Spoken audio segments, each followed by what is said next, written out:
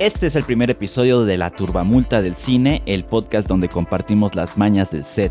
Aquí entrevistamos a colegas del cine y la producción audiovisual para hablar sobre el oficio y sus experiencias, además de los consejos que nos pueden dar para enriquecer nuestro trabajo. Este primer episodio se graba en medio de un evento histórico mundial. Un pequeño virus nos ha obligado a detener nuestras actividades normales y aquí en México, como en todo el mundo, estamos viviendo las consecuencias sociales y económicas de esto. Al terminar la cuarentena tal vez tengamos que adaptarnos a nuevas circunstancias. Habrá que aprovecharlas como motivación creativa para seguir haciendo cine en vez de que sean un obstáculo para contar las historias que nos apasionan. Es por ello que el cineasta invitado del día de hoy es un director de cine que no se ha detenido en hacer películas aunque tenga el mínimo de presupuesto. Un realizador que en 12 años ha dirigido 8 películas, mismas que lo han llevado a ganar reconocimientos en festivales de cine internacionales, como el de San Sebastián, Locarno, Miami, el Festival de La Habana, entre otros. Su más reciente película, Se escuchan aullidos, fue estrenada en el FICUNAM 2020, una historia muy personal filmada con su hija y sus amigos en Texcoco, la tierra que lo vio crecer. Una película que desde mi punto de vista es como el regreso a las raíces autorales de este realizador, raíces que formó en Guatemala donde filmó sus primeras películas con lo que tuviera a la mano. 5 de sus películas están disponibles en filminlatino.mx por si gustan echarles un ojo y ver un cine artesanal hecho con las manos. Él es Julio Hernández Cordón. Muchas gracias, Julio. Hola Eduardo, ¿cómo estás? Hola. Gracias por la invitación. Julio, me gustaría hacerte una primera pregunta. Para ti, ¿cuál será la actividad de ocio al aire libre que harás cuando se levante la cuarentena? Suelo jugar béisbol con mis amigos, entonces tenemos rato de no jugar béisbol, porque es muy difícil reunir a 18 personas, ¿no? En un fin de semana. Y obviamente ahora con la cuarentena es imposible. Creo que lo primero que voy a producir es un juego de béisbol. Órale, muy bien. Con Julio haremos un repaso de algunas de sus películas, sabrás cómo las realizó con lo mínimo, pero cómo esto no le ha impedido dirigir proyectos más grandes y de mayor presupuesto. Ahondaremos un poco en sus apuntes sobre el trabajo con no actores y modelos, y nos compartirá algunos de los aprendizajes con los que se ha quedado de cada proyecto dirigido. Yo soy Lalo Hernández y ustedes son la Turbamulta del Cine.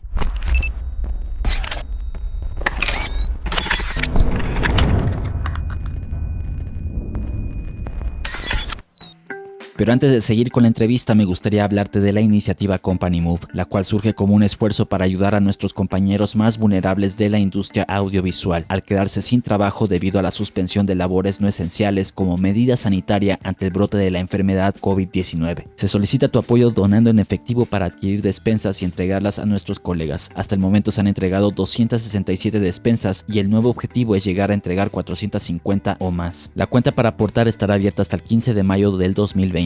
Visita su página de Facebook, el link te lo compartimos en las redes sociales de La Turbamulta, o puedes pedir más información al mail companymovedonacion@gmail.com. De antemano agradecemos tu apoyo, ahora que más nos necesitamos como comunidad audiovisual. Ok, Julio, vamos a regresar en el tiempo hasta Guatemala, cuando saliste del CCC y te fuiste a Guatemala a hacer tus primeras películas. ¿Por qué hacer cine en un país donde hay menos facilidades para hacerlo comparado en México?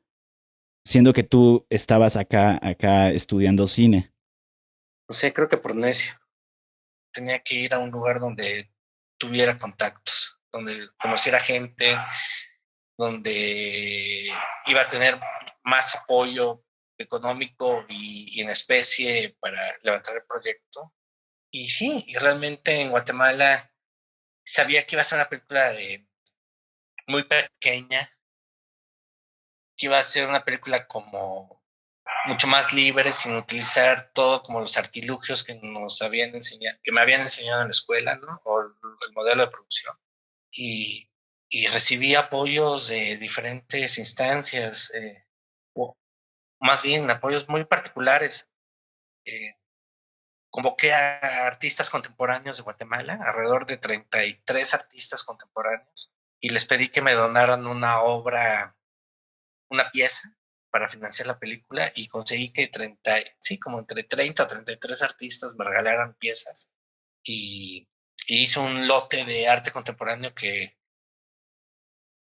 para poder acceder al dinero realmente se vendió demasiado barato. O sea, creo que el lote se vendió en, no sé si, no me acuerdo si entre $15,000 o $20,000. Y fue alucinante porque el lote se vendió por completo el día de la exposición. O sea, se hizo una exposición y antes de que se abriera la exposición llegó una coleccionista de Guatemala de arte contemporáneo y compró todo el lote de un solo, ¿no? Y de ahí en Centroamérica hubo un fondo muy importante que se llama Sinergia, que duró alrededor de 10 años, parece. Y en la segunda edición del fondo me dieron el apoyo fuerte, que fueron como $20,000. Con eso terminé de financiar la película y entró un productor inglés, italiano, que puso otra parte del dinero. Y para mí era muy importante hacer cine en Guatemala porque también casi no se estaban haciendo películas en Guatemala.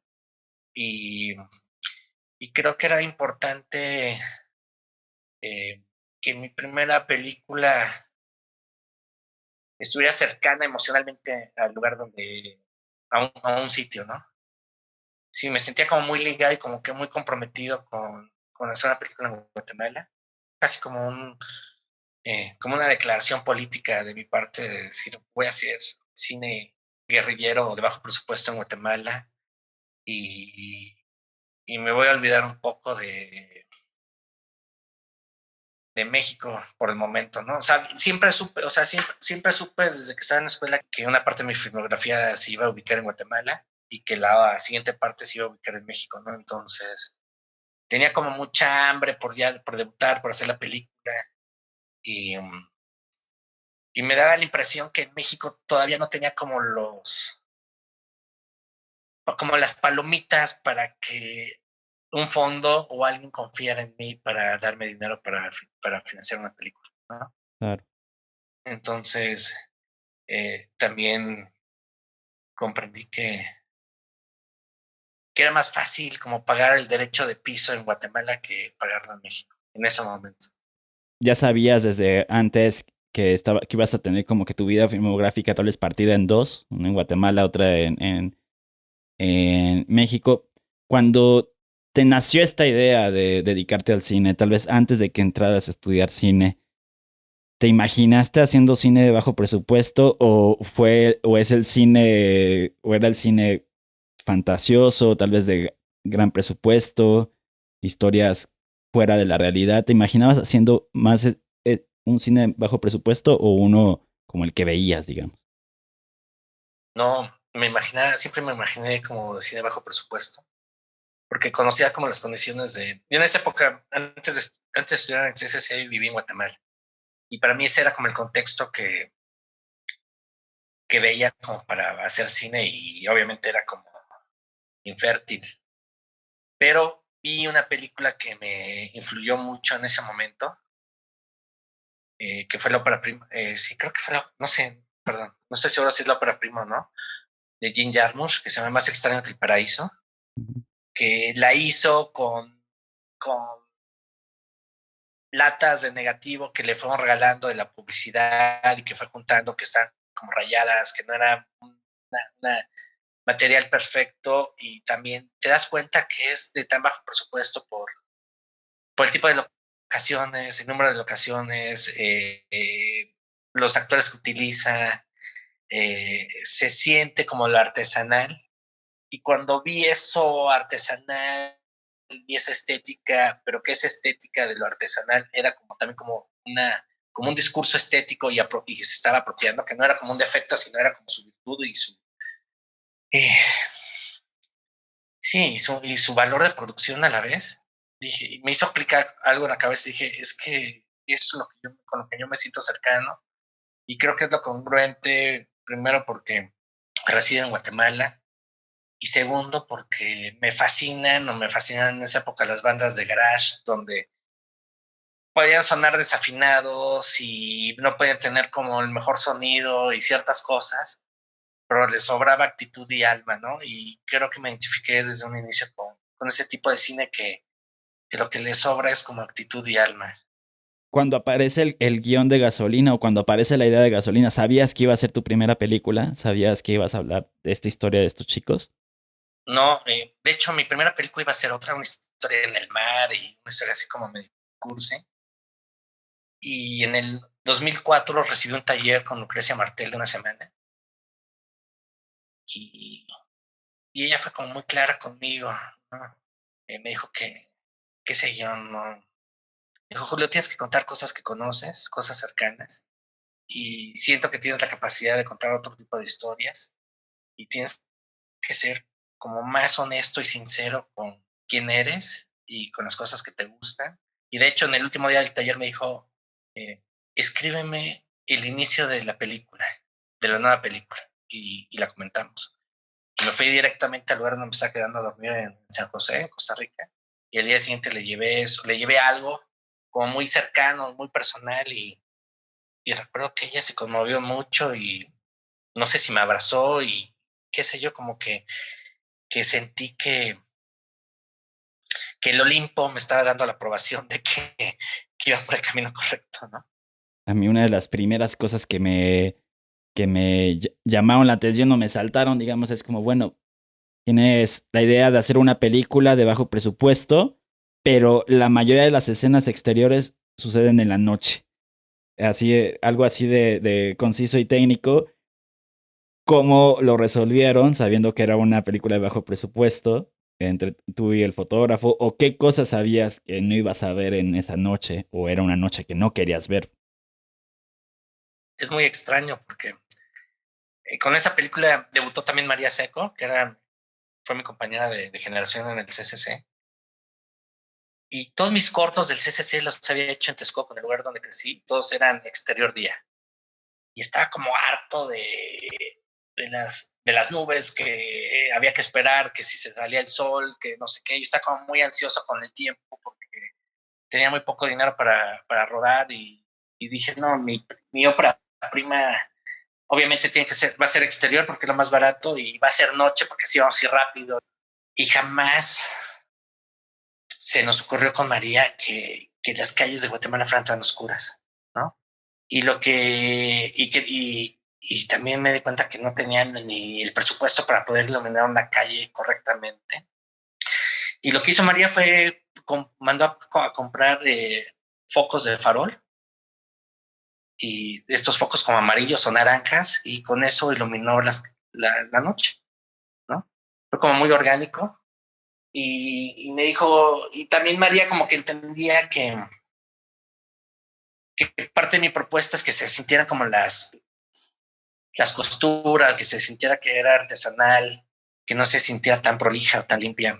Y no sé, hasta la fecha también no estoy seguro si me arrepiento de esa decisión, porque por un lado me parece como súper arriesgado y como contradictorio y como rebelde y ese tipo de cosas, pero por otro lado siento que no fue práctico, que fue un autogol también, pero creo que los precios de bajo presupuesto te permiten ese tipo de jugadas y al final, eh, no, o sea, la película tampoco, para la gente que la ha visto, es obvio que no se hizo con intención de generar taquilla, ¿no? Sino más bien como un documento, como un retrato de una generación y de un lugar, ¿no?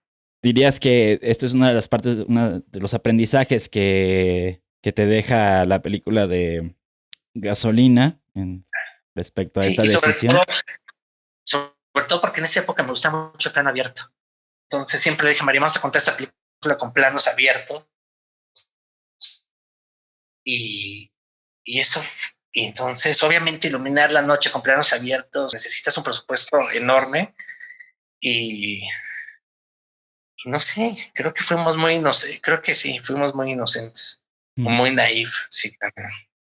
¿Será esa será una marca o un requisito para lanzarse a hacer una primera película así? ¿Ser un poquito inocentes o naifs? Sí, claro, o sea, creo que lo más importante de uno como realizador es cometer sus propios errores, ¿no? O Ujú. sea, creo que uno aprende cometiendo sus propios errores y, y a partir de esos errores vas a cometer unos diferentes en el siguiente proyecto, porque siempre va a haber algún error, ¿no? pero sobre todo que en esta primera película o en los primeros cortometrajes cometer errores para poder aprender, porque normalmente te pueden decir tus asesores o gente, no hagas tal cosa, qué sé yo, pero creo que las cosas las tienes que vivir para realmente sentirlas y entender por qué y también para prevenir ciertas cosas. Ahí, sí, con Gasolina aprendí desde producción, distribución, lo de los festivales, la cantidad de gente transa que hay en el mundo del cine.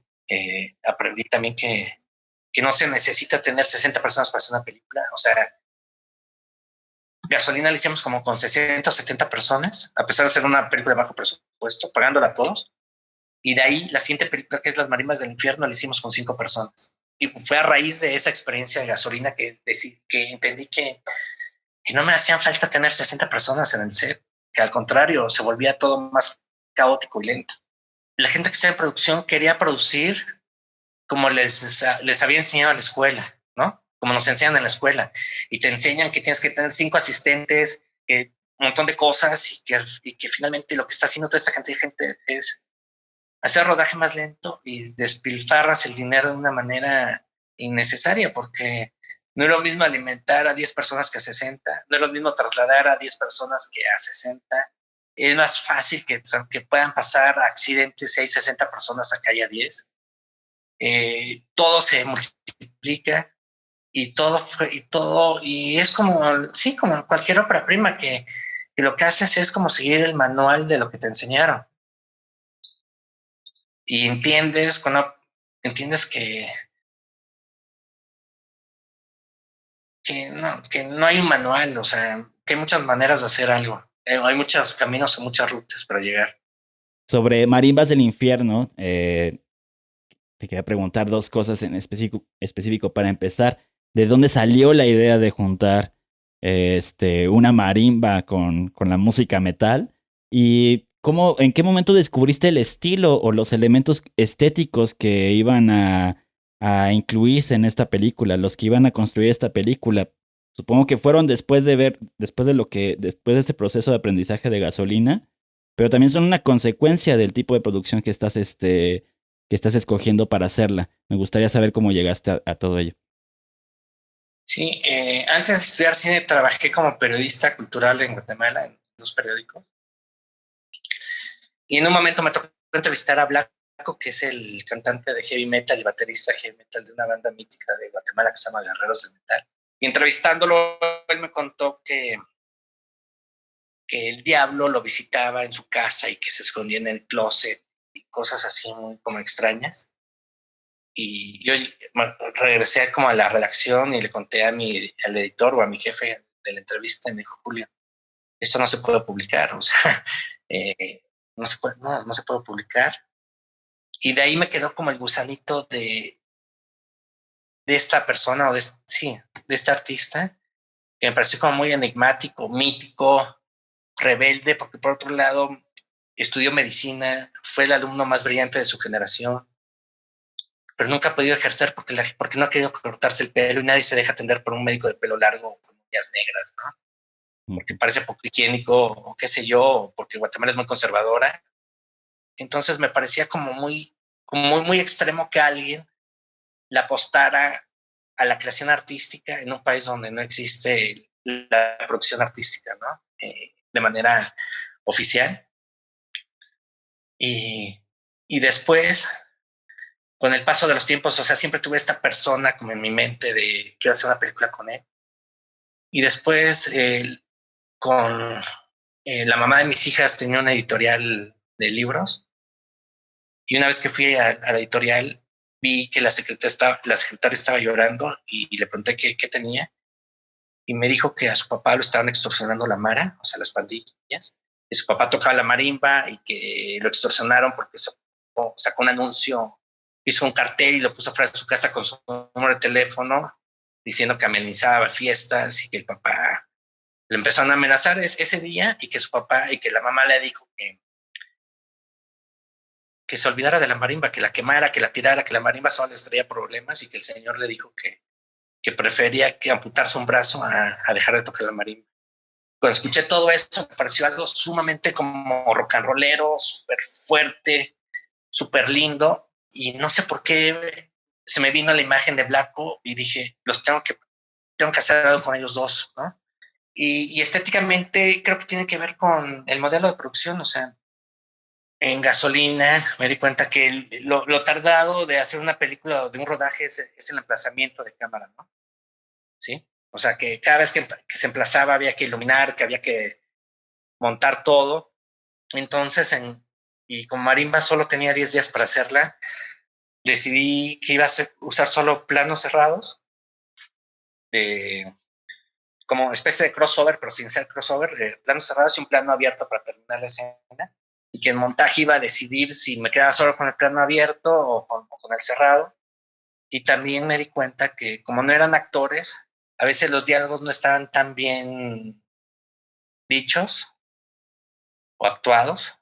Entonces encontré la solución que el diálogo estuviera fuera de cuadro y que con solo tener a la persona escuchando el diálogo y él sonriendo, haciendo una cara seria o viendo o haciendo cualquier otra cosa, le daba otro significado a ese diálogo. Y fue algo que más bien fue como por una cuestión de tiempo y de producción. Eh, y también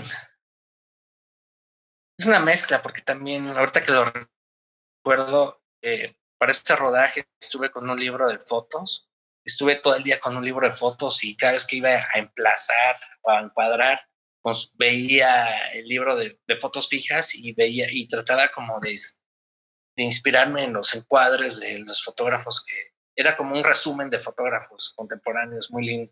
Entonces me inspiré mucho en eso, ¿no? En poner a los personajes a decir sus diálogos de espalda, tener a todos de perfil, que casi nadie estuviera hablando frente a la cámara, sino como que su eje de mirada estuviera hacia otro lado. Eh, y eso, pues sí, eso le dio como una estética bastante peculiar a la película, ¿no? Y a pesar de ser una película de bajo presupuesto, esa estética convirtió a la película como, creo yo, como muy atractiva, ¿no? La hace parecer que estás como que viendo a través de una ventana solamente, así como que la cámara tomó la decisión de decir, solamente vas a ver esto de toda la acción, no vas a ver más. Y si sucede algo fuera de campo, lo vas a escuchar. Eso también es algo interesante, como la construcción del fuera de campo, que es o fuera de cuadro, que es como fue una necesidad más de resolver rápido, pero precisamente le da una riqueza padrísima a la película. Ahora ya que digo, ya ha pasado tiempo de Marimbas, ¿crees que se puede hacer cine de poco presupuesto fragmentando más las escenas? O sea, haciendo más emplazamientos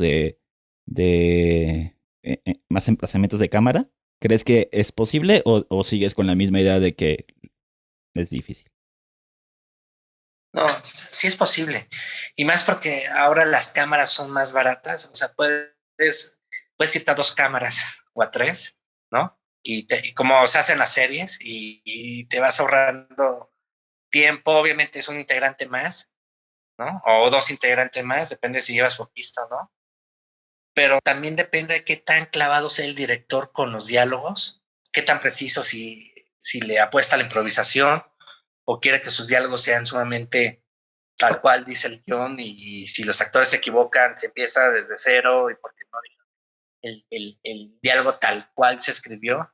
Y también depende del fotógrafo, qué tanto se tarde el fotógrafo para iluminar, ¿no? O sea, hay fotógrafos que son alucinantes, que son muy buenos, pero que a lo mejor uno no sabe que se tardan 3 horas en dar una habitación, ¿no? Entonces depende también del crew con el que diseñas el proyecto, y que la gente esté, y que el fotógrafo, y perdón por hablar tanto del fotógrafo, que el fotógrafo esté consciente de que solo tiene 2 focos o 2 luces para iluminar la película y que le tiene que sacar el provecho, y que eso, a pesar de esa carencia, va a estar de buen humor y con buen ánimo, porque lo importante es la historia, ¿no? La historia, y a lo mejor se va a experimentar en algo más como del cuadre o qué sé yo, ¿no?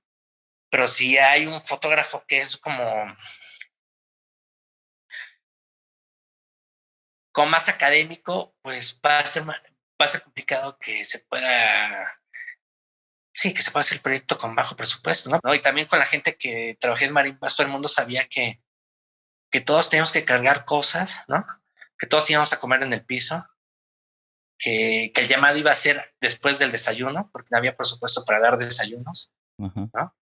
Ese tipo de cosas, o sea, como que lo importante era enamorar a la gente de que era importante contar esta película y contarla de esa manera, porque si no, no iba a existir esta historia.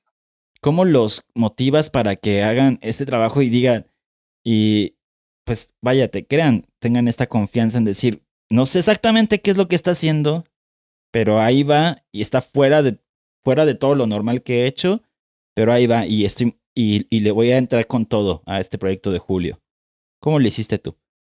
Todos fueron estudiantes míos en una escuela de cine en Guatemala. Y eran 4, ¿no? Era un asistente de cámara. El sonidista era francés. El sonidista no tuvo boom. No hubo continuista, no hubo asistente de dirección, no hubo maquillista, no hubo vestuarista, no hubo director de arte. Y los de producción sabían que tenían que si el sonido necesitaba que le asistieran, tenían que asistir. Que si María les pedía que le echaran la mano cargando algo, lo tenían que hacer. Eh, si yo les pedía que quitaran un cuadro, lo tenían que hacer. O sea, todo el mundo estaba con esa predisposición de que era como que si fuera una célula guerrillera, ¿no? Éramos muy poquitos, pero todos nos cubríamos la espalda porque era una cuestión de vida o muerte. ¿Y por qué todo el mundo quería estar en un rodaje? O sea, también pasa eso, que todo el mundo quiere estar en un rodaje y si la historia está padre, más. Y también a todo el mundo se le pagó, o sea, se le pagó poco, pero con lo que se le pagó durante 10 días, con eso pagaban su alquiler de un mes, o sea, tampoco era que se explotó la gente, ¿no? Tocando el tema de que no tenías AD ni continuista, que te estuvieran apoyando en el equipo de dirección, ¿sentiste que te hicieron falta en algún momento? No, me sentí muy libre.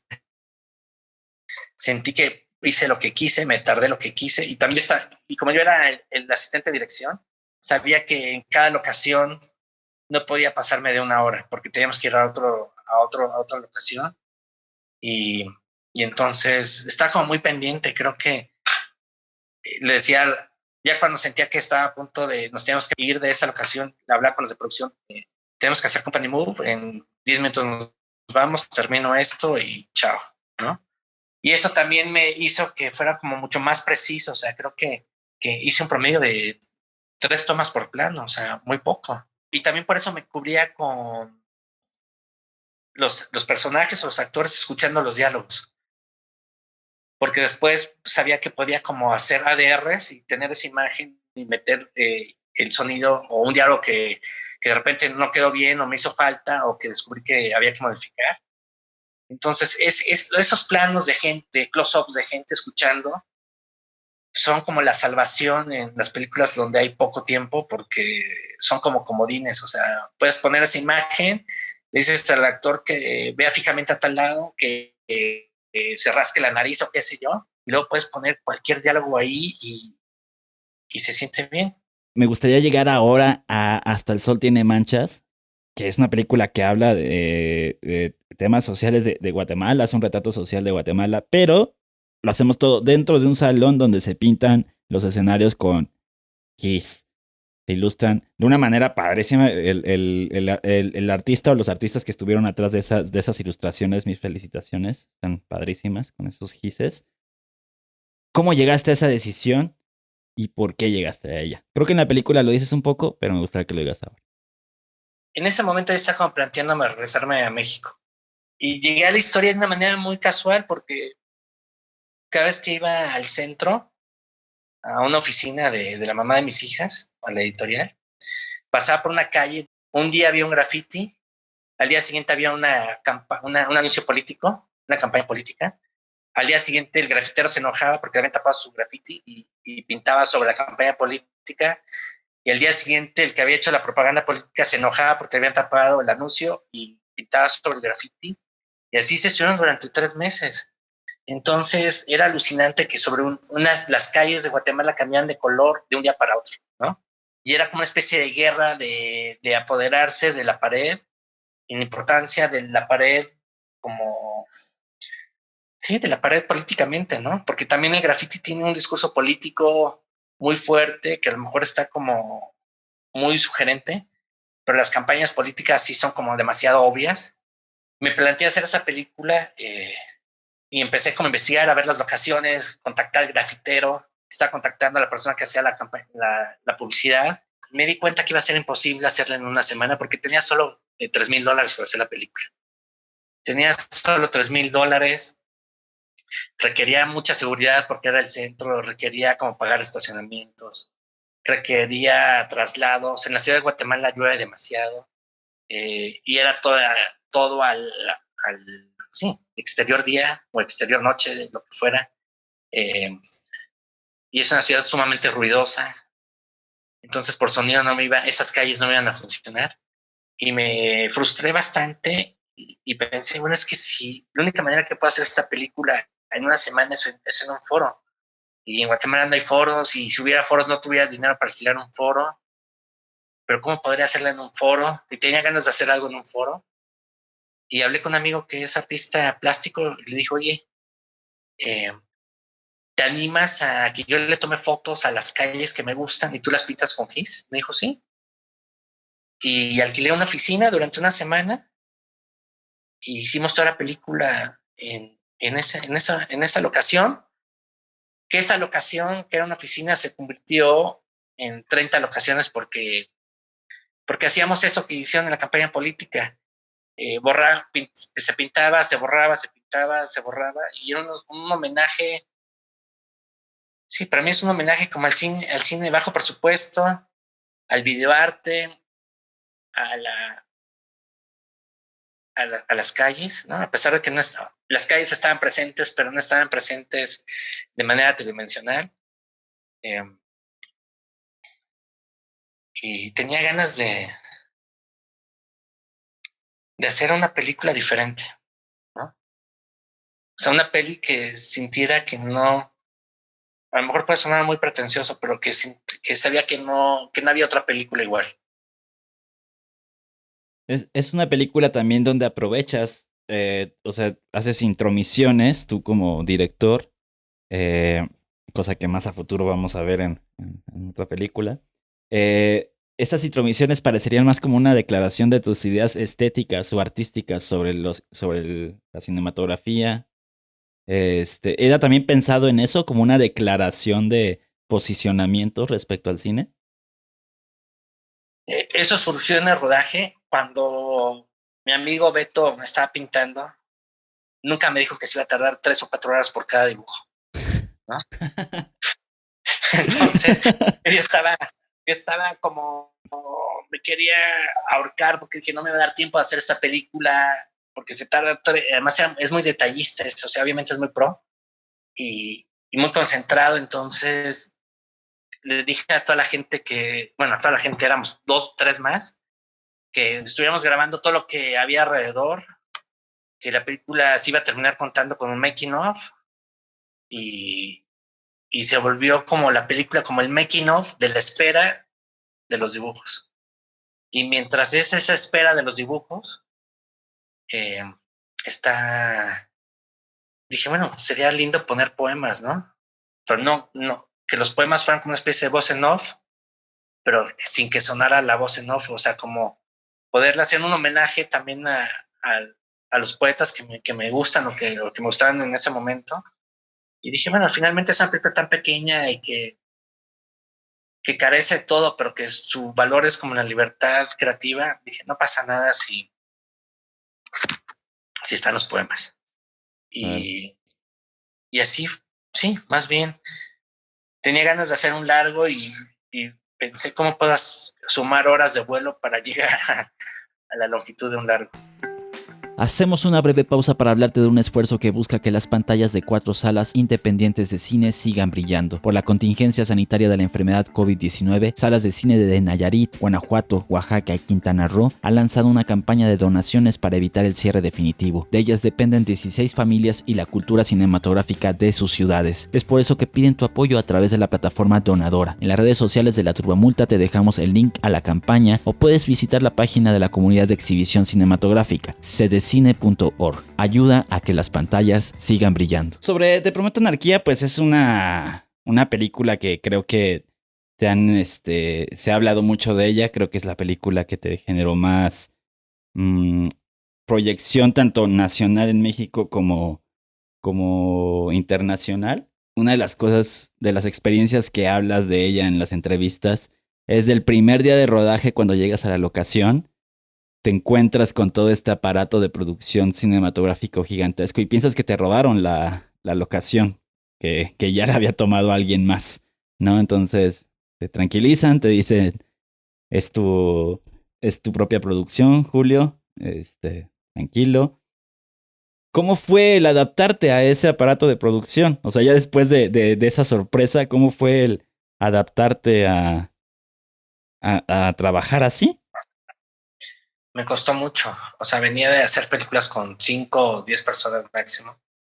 De repente llegar a un set y hay 70 personas o 60 personas.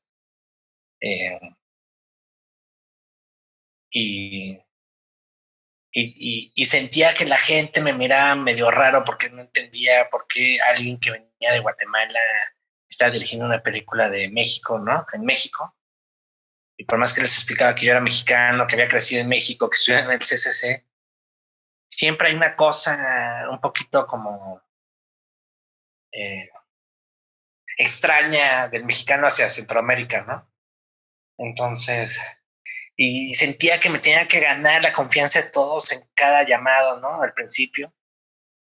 Y, y sobre todo que era también la primera vez que rodaba en la Ciudad de México.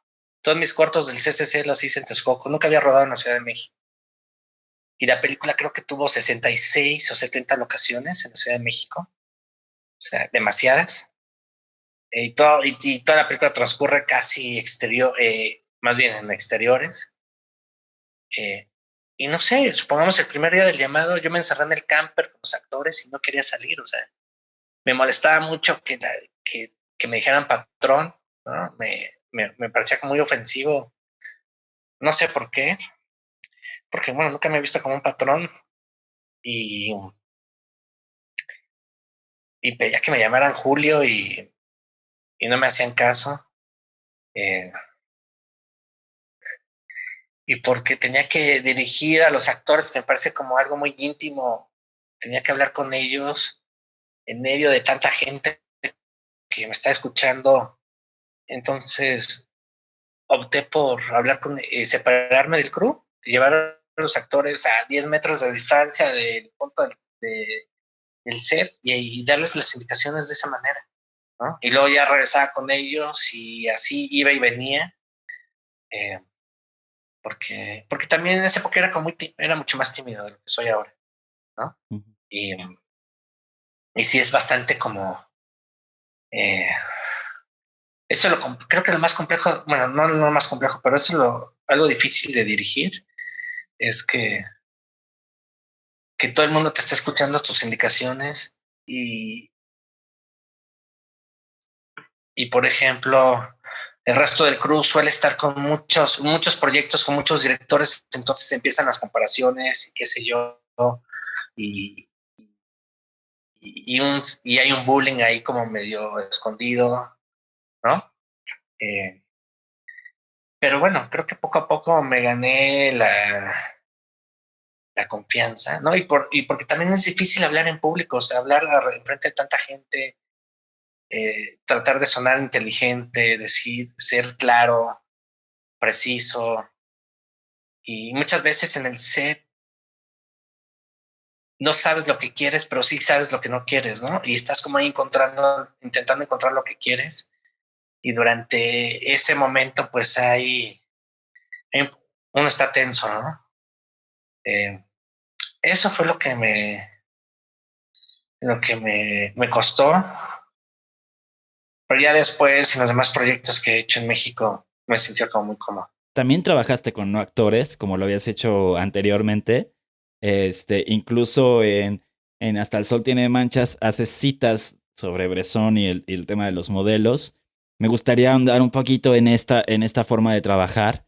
Eh, el trabajo con no actores, qué retos supone para ti, pero que también qué oportunidades y aciertos representa para ti eso, y cuál es la diferencia de tu trabajo, tu método de trabajo con no actores o modelos, comparándolo con lo que hacía Bresson. Hace muchos años estaba como muy clavado con Bresson, cada vez estoy como más distanciado, no distanciado, sino ya no le pongo tanta atención. Eh, Empecé a trabajar con actores porque en Guatemala cuando empecé a hacer pelis no había actores, ¿no? Y también porque estuve en varios cortos de mis compañeros en el CCC y me parecía una pesadilla los actores famosos, ¿no? No se dejaban dirigir, había que consentirlos bastante, eh, siempre tenían teatro, se tenían que ir en cualquier momento del llamado porque tenían función o porque tenían grabación de algo y, y me pareció como, sí, me pareció como complejo, ¿no? Ahora lo entiendo y me parece como que se puede trabajar con actores y no actores, o sea, pero ¿qué es lo que busco de los no actores? Que me ayuden a diseñar la biografía de mis personajes. Más bien, me robo la biografía de ellos y la traslado a mis personajes. En su manera de hablar, que es una manera de hablar muy auténtica, en experiencias que han tenido. Por ejemplo, en Te Prometo Anarquía hay una secuencia que me gusta mucho, donde Johnny le enseña a Miguel las diferentes maneras de monear, que está la Nike, la Playboy. Todo eso a mí no se me ocurrió, eso no está en el guión. Eso yo lo escuché durante el catering, en el corte a comer. Pelucas está explicándole a alguien que había ido al Metro Puebla y que le enseñaron a hacer la Jordan, no la Nike, la Playboy, y le dije, Pelucas, ven para acá. Y le dije a todo el mundo que íbamos a hacer lo que estaba haciendo la película lo íbamos a incorporar a la película, ¿no? Y suelo hacer bastante ese tipo de cosas. Observar a los actores durante el rodaje para ver qué cosas de ellos puedo incluir en la película. Eh, que le den como, sí, que fueran como tridimensionales a los personajes. Antes me ponía a comer buscando que ellos me dieran la espalda para que ellos no vieran que los estaba como espiando, ¿no? O me ponía un poquito cerca cuando estaban platicando con alguien para ver de qué estaban hablando, ¿no? Eh, sí, me fijaba cómo respiraban, cómo hablaban, porque así les podía comentar después, oye, ¿te acuerdas cómo le estás contando a Eduardo sobre cómo te regañó tu mamá? Quiero que lo digas de la misma manera. ¿No? Okay. Me dijo, sí, ya me acuerdo, ¿no? Antes era más radical, ahora no lo soy tanto. Sentía que,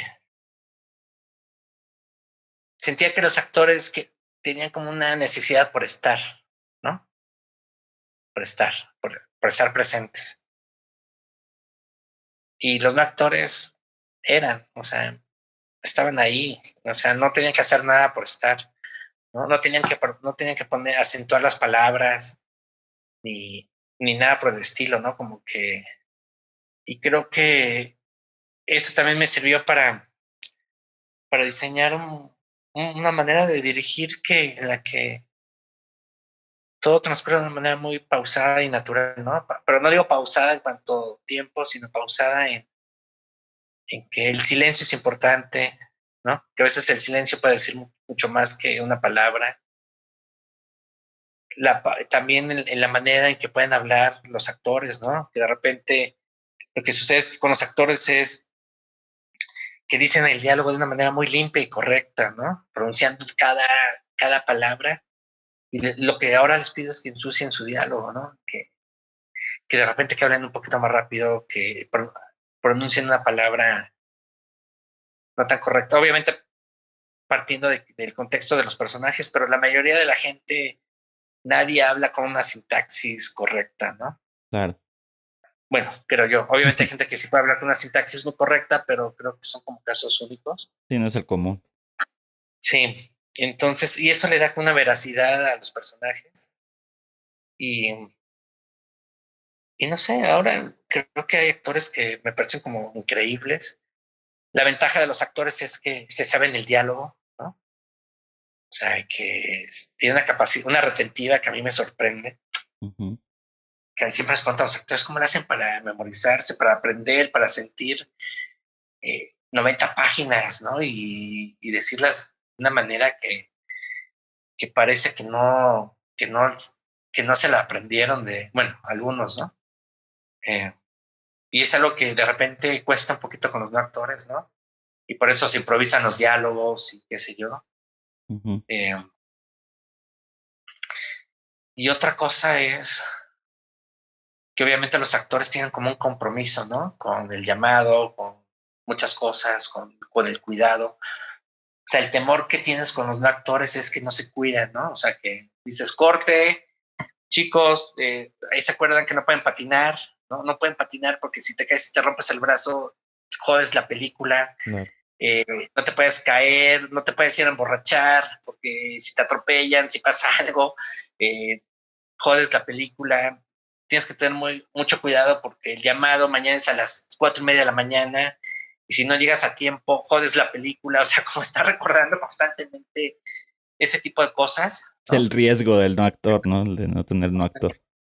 Obviamente hay casos que hay un compromiso muy fuerte, ¿no? Que entienden que del compromiso y la importancia de la continuidad para el proyecto, porque si no se cae o sea, se rompe el presupuesto.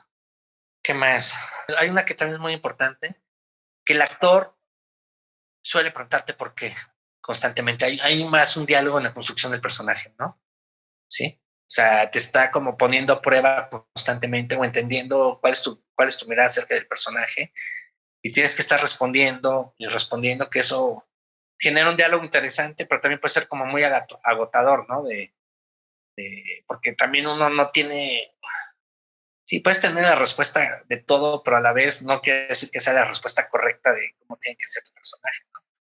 En cambio, el, el no actor necesitas decirle que camine y ya camina con una cierta personalidad, ¿no? El actor te dice, oye, pero ¿cómo camina el personaje de esta manera, de esta, de la otra, de aquí, de acá?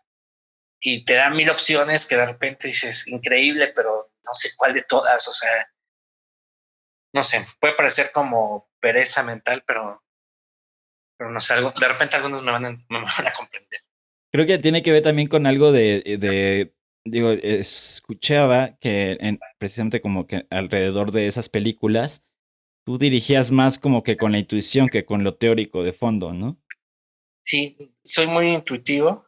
Bueno, intento usar mucho el instinto y sí, creo que ese es como mi filtro, ¿no? O sea, lo que estoy viendo me lo creo o no me lo creo. Tanto con actores que con no actores. Y me pregunto, ¿por qué no me lo creo? ¿O por qué sí me lo creo?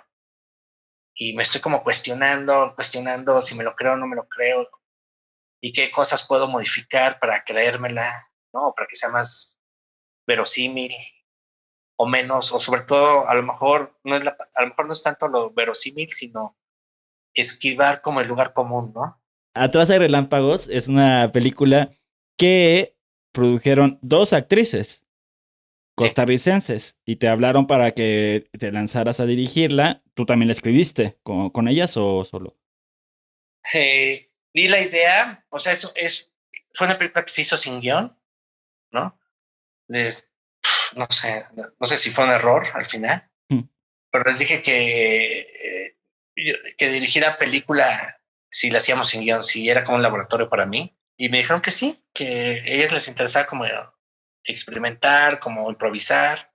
Lo único que hizo fue una sinopsis de 5 líneas. Pero ahora siento que posiblemente que sí, que la película hubiera quedado mejor si hubiera escrito un guión. Fue un proceso que también fue distinto, o sea, en este aspecto de que no había guión, pero estabas trabajando con actrices de teatro eso lo hizo, le dio, digamos, algo distinto como proyecto a los que habías hecho antes, ¿no?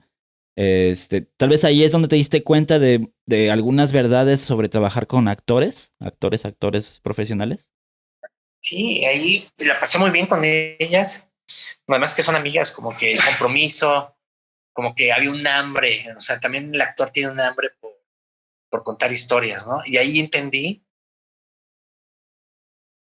que el actor es narrador, ¿no? Que narra con su cuerpo y con su voz, ¿no?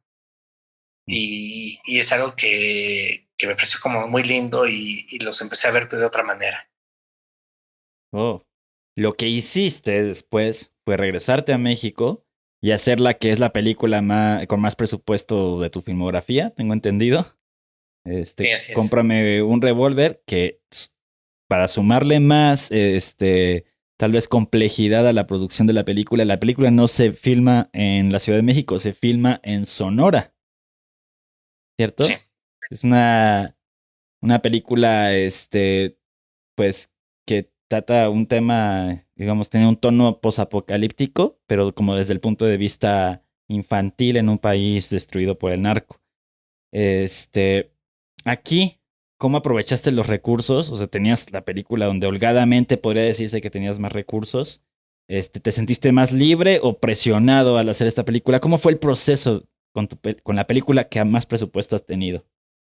Me sentí muy cómodo. Creo que era un crew de 70, 80 personas y ya no me sentía intimidado por la mirada de todos, por estar como en el centro. Obviamente también cuando hablaba con los actores me alejaba del crew, ¿no? Para tener mayor intimidad. La protagonista es mi hija, también eso le dio como un toque bastante peculiar y personal a la película. Tuve un respaldo al 100% de los productores, ¿no? O de la productora de María José Córdoba. Me dio libertad de hacer lo que quisiera y es que me acuerdo que escribí la secuencia de la fiesta y puse ahí 100 extras y en la secuencia hubo 100 extras, o sea, hay carros blindados, hechizos, o sea, todo lo que escribía estaba y eso me sorprendió mucho porque normalmente también solía improvisar porque para ayudar a la producción y eso hizo que me volviera muy flexible con mis guiones, ¿no? Que encontrara otra manera de contar la historia para no afectar el presupuesto. Una de las cosas que son muy notorias en Cómprame un revólver es como un rompimiento de convención. Es este momento en el cual haces una toma aérea, vemos a la niña caminando entre cuerpos, pero los cuerpos no son cuerpos de personas reales, son cuerpos pintados en papel, puestos sobre el desierto, sobre el camino. Esta decisión entonces, o sea, me pregunto, ¿es una decisión tal vez moral, estética? Creo que por falta de recursos no es. ¿Por qué habrá sido esa decisión, ese rompimiento de convención? Es en el guión, originalmente, creo que ahí a lo mejor no soy tan veraz. En el guión se dice camina por cuerpos muertos, ¿no? Qué sé yo. Y ya cuando estábamos como en la le propuse a los productores que me dejaran hacer esa secuencia eh, con dibujos, porque por cuatro razones, creo. Una, que no quería que mi hija caminara por, esa, por muertos, ¿no? Claro. ¿Sí? Dos, porque sentí que con los dibujos iba a acentuar que esa película es la mirada de una niña, ¿sí? Que es cómo la niña miraba la violencia y cómo crea sus filtros para sobrevivir a esa violencia. Eh, Tres, porque es un homenaje a los artistas pictóricos de Guatemala, a los artistas indígenas. Los indígenas de Guatemala pintan de una manera muy peculiar a veces, que se llama ojo de pájaro. Pintan sus aldeas vistas desde la mirada subjetiva de un pájaro, de manera cenital.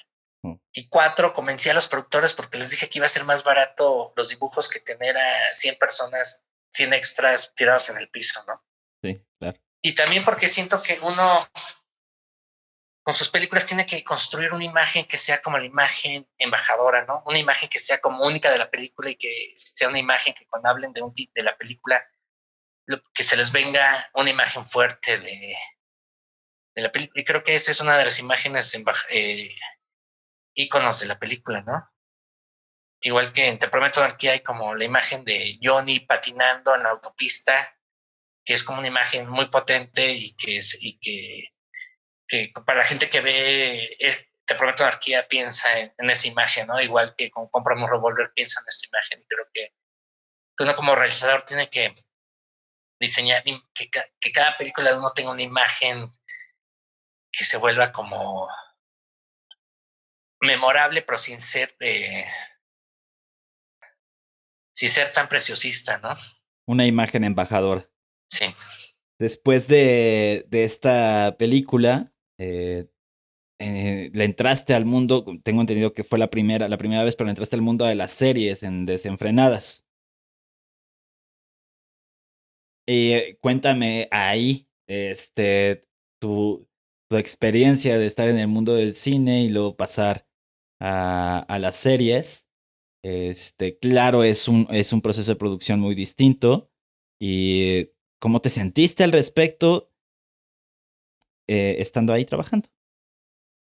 Bien, bueno, obviamente fue mi primer trabajo por encargo. Nunca había dirigido un guión que no era mío. Y está como muy consciente que tiene que ser muy respetuoso con el texto, ¿no? Seguirlo al pie de la letra. Está como muy advertido porque obviamente saben que me gusta improvisar, entonces me dijeron que no podía improvisar. Sí. Entonces eso me tenía un poquito como... Y sí improvisé un poco, pero realmente fue como lo mínimo. Y es un formato difícil porque uno está acostumbrado en un largometraje rodar 2 páginas por día, ¿no? Y de repente pasas a 10 páginas o 12 páginas en un día y hay una presión muy fuerte porque las horas extras y los company moves, la gente está cansada y tienes que entregar, o sea, hacer 50 páginas o 45 en 5 días. Y sí, y además que mi manera de trabajar, no me gusta, no hago storyboard, no hago shooting list, no hago plantillas, o sea, encuadro estando en el set, ¿no? Ahí monto la escena y voy viendo dónde pongo la cámara, entonces tenía mucha presión, tenía que actuar rápido porque no me podía como demorar en poner la cámara y montar la escena, y nadie más sabía cómo iba a poner la cámara porque solo estaba en mi cabeza. Pero por otro lado fue padre que me dieran ese voto de confianza la producción o el showrunner, ¿no? Diego Martínez, que es el director que me invitó. Y también entendí, necesitaba como estar en una serie para entender muchas cosas, porque creo que es el futuro de nuestras carreras, ¿no? Es donde realmente va a estar como el trabajo. Yo hice todo lo de la todo lo de Oaxaca, alguien hizo todo lo de la Ciudad de México, luego lo juntan y tiene que tener unidad eso, ¿no? Y eso es como bastante complejo, sí. Pero creo que fue una experiencia muy linda y creo que es una serie bastante peculiar y diferente a lo que se ha producido en México. Es una serie que se hizo con muy poquito dinero. Realmente el presupuesto de la serie no, es muy extraño, o sea, con qué se hizo la serie y cómo lo promocionaron, porque lo promocionaron de una manera alucinante que uno dice, pero si el rodaje tuvo un montón de carencias, ¿no? No por mala onda, sino porque era el dinero que había para contar la serie. Y entiendes que también la visualización de una película o que sea como viral depende mucho del departamento de marketing, ¿no? O sea, como que entiendes muchas cosas que de repente no tienes la menor idea de cómo se hace que un producto sea visto y que sea comercial, ¿no? Vamos ahora a la película a tu más reciente película. Se escuchan aullidos. Una película en la que yo creo que regresas como que a tus básicos, como que dijiste, voy a volver a trabajar con mis amigos, con actores y crew amigos y con tu otra hija también como protagonista. ¿De dónde nació primero la necesidad como de volver otra vez a lanzarse a hacer una película así de personal, así de pocas personas? ¿Ya estabas un poco harto de los esquemas de producción grandes o solamente querías un respiro? Una mezcla de todo. Quería como demostrar que quería demostrarme que podía hacer una película de bajo presupuesto en México. Ya lo había hecho en Guatemala y en Costa Rica. Me faltaba como demostrarme que podía replicar esa fórmula o ese método en México, ¿no? Necesitaba hacer una película en el lugar donde crecí, que es Texcoco, y me repito constantemente que no tengo que pedirle permiso a nadie para hacer una película, ¿no? Que puedo agarrar la cámara y mis amigos y hacer una película. Y me suele pasar cuando me rechazan algún fondo, inmediatamente decido hacer una película pequeña y quedarme con la sensación que me salí con la mía y que no tengo y que jamás tengo que pedir permiso para hacer una película, que jamás necesito la autorización de más gente que gente que no conozco para hacer una película. Obviamente voy a aplicar a los fondos y porque quiero hacer películas de todo tipo y porque a veces hay proyectos que necesitan el presupuesto, necesitan como ese formato, ¿no? Pero sale como de una especie de frustración y también porque le debía la película a mi hija, o sea, mi hija, ya le había hecho una película a mi hija pequeña y tenía ese pendiente, ¿no? De hacer una película con ella, que entendiera en qué consistía mi trabajo, que conociera el lugar donde crecí de una manera peculiar y crear un documento que es memoria, ¿no? Que, que en un futuro ella va a ver esa película y va a entender muchas cosas de su papá, de nuestra relación y de dónde vengo y por lo tanto de dónde viene ella, ¿no? Con esta película que la acabas de estrenar en Ficunam, y estamos esperando más estrenos durante el 2020, dependiendo de las circunstancias que nos vengan este año. ¿Qué esperas tú o sí, qué esperas de la audiencia? ¿Cómo la vaya a recibir? ¿Cómo la recibió en Ficunam? ¿Qué expectativas tienes sobre ella? Sí, es una película como arriesgada. No obviamente, o sea, estoy muy claro que hay gente que le puede gustar una película o no, y que tampoco tiene nada de malo eso. Pero en general fue recibida bastante bien. Hubo mucha gente que me dijo que es su película favorita, ¿no? Sobre todo gente que se dedica a la realización, ¿no? Y me dijo, no, sí. Es una película muy íntima. También sé que es una película que va a recorrer como un circuito muy pequeño, ¿no? O sea, no es una película que va a tener como el alcance de Te Prometo Anarquía o Las Marimbas del Infierno o Cómprame un Revólver, sino más bien es una película de nicho, más de nicho, y, y es una película eh, donde creo que se puede comprender muchas razones por las que hago cine y cómo los hago, ¿no? Entonces, Julio, para terminar, ¿recomendarías a los directores noveles que se atrevan a hacer una película de bajo presupuesto o una película de nicho? ¿Cuál sería como tu recomendación final hacia ellos? Creo que la realización es práctica, ¿no? Entre más produzcas, mejores películas vas a hacer.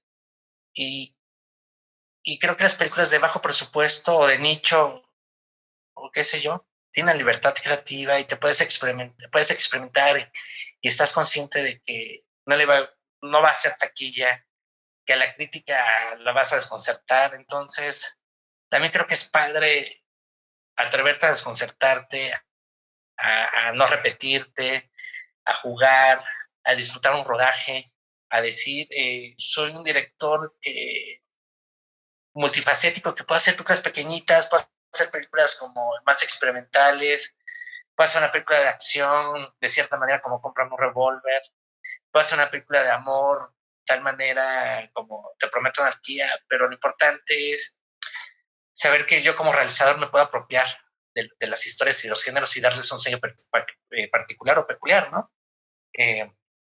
Yo sí creo que todo que todo director tiene que hacer una película pequeña para entender lo que significa una producción, para poder resolver de una manera que no tiene que ver con dinero, sino con imaginación.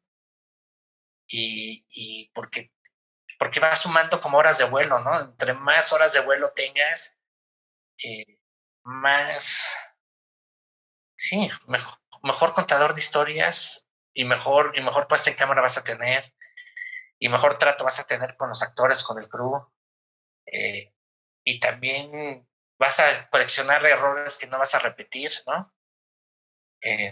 No sé, hay como demasiadas razones a favor para hacer esto, ¿no? ¿Cómo pensar fuera de la caja cuando estamos haciendo una película de poco presupuesto? Pues no inspirándote en ninguna otra, ¿no? Encontrando, diciendo, o sea, porque eso suele pasar también mucho.